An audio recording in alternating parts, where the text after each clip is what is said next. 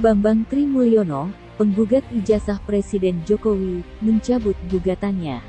Gugatan ini dicabut, meski sudah menjalani sidang perdata pertama.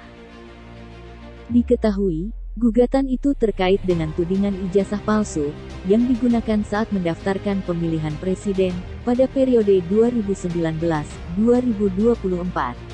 Bukan tanpa alasan, ternyata tindakan ini menyimpan niat lain, yang justru dapat membahayakan Jokowi di kemudian hari.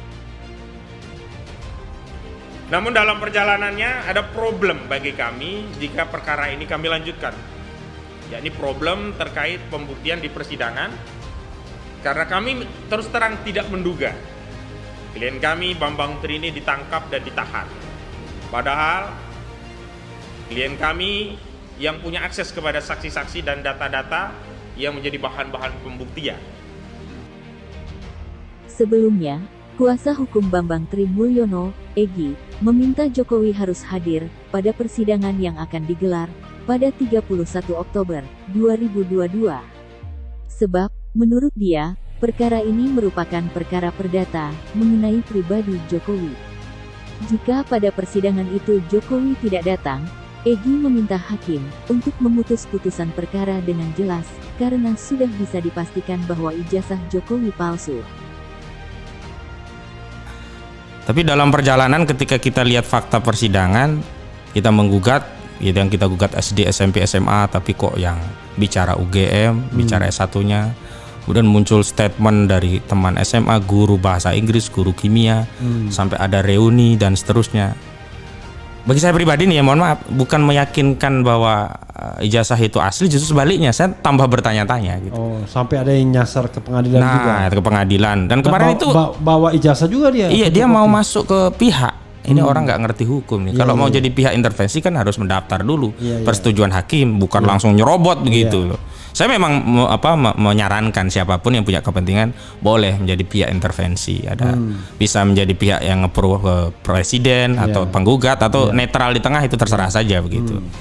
Nah, sampai kemudian Bambang Tri ditangkap. Nah, ya saya kemudian memberikan keyakinan kepada apa? Ya bisa jadi ini benar begitu loh. Iya. Jadi yang tadi 50% malah naik. Sebelumnya diberitakan, terjadi penetapan tersangka dan juga penahanan atas Bambang Tri, terkait kasus penodaan agama. Menurut pengacara Bambang Tri, hal ini akan berdampak pada proses persidangan. Dia mengatakan, penahanan terhadap kliennya, berpengaruh pada proses pembuktian, di persidangan kasus dugaan ijazah palsu Jokowi. Egy menjelaskan, pencabutan gugatan ijazah palsu ini tidak serta-merta, bahwa Bambang Tri mengakui kalah. Namun hal ini dilakukan, untuk kemudian hari, Bambang bisa kembali menggugat Presiden Jokowi.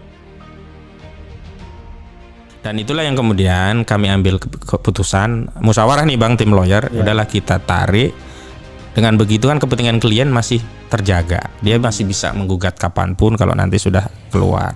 Atau mungkin dalam ketentuan lain setelah penguasa ini tidak punya kekuasaan, itu mungkin juga bisa gitu. Yang jelas kan kita butuh membersihkan sejarah tentang ijazah ini, nggak mungkin kita anggap selesai.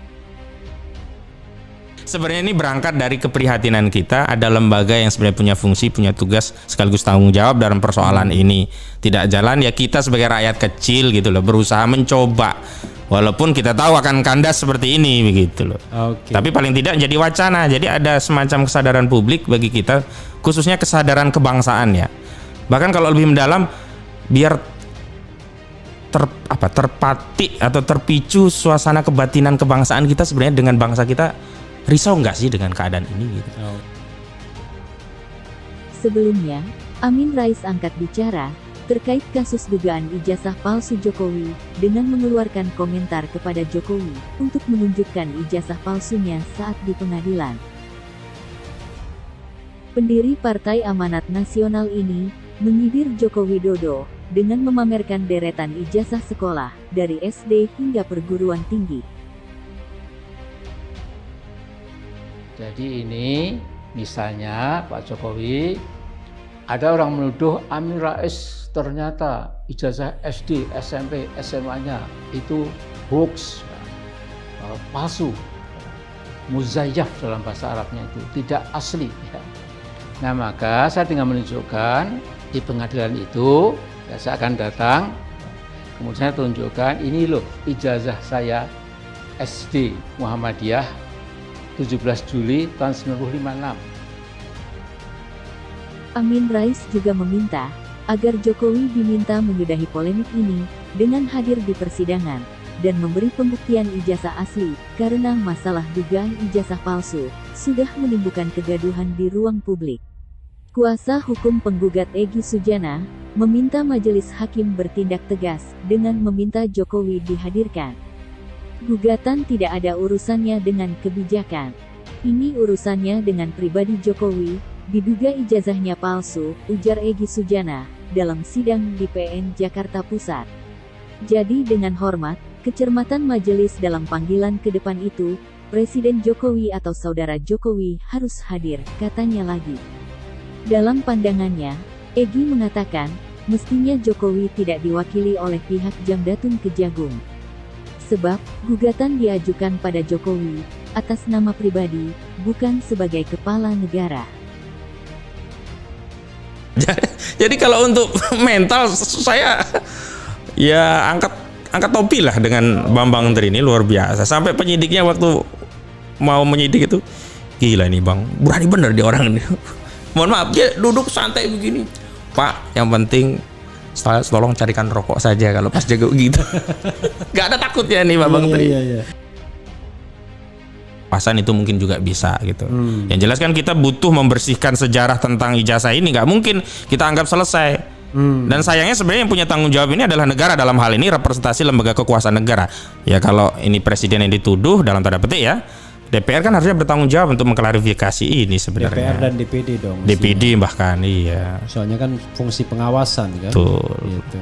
Berarti Lanyala perlu juga. Semualah ya. Karena kalau Puan kan dari satu arus kekuasaan. Iya. Seperti diketahui, penulis buku Jokowi Undercover ini akhirnya mencabut gugatan dugaan ijazah palsu Presiden Jokowi di Pengadilan Negeri Pusat pada Kamis, 27 Oktober 2022. Ahmad Hozinuddin menyampaikan, alasan mencabut gugatan tersebut karena Bambang Tri Mulyono menjadi tersangka kasus penistaan agama. Menurutnya, penahanan Bambang Tri Mulyono sangat berpengaruh pada proses pembuktian di persidangan.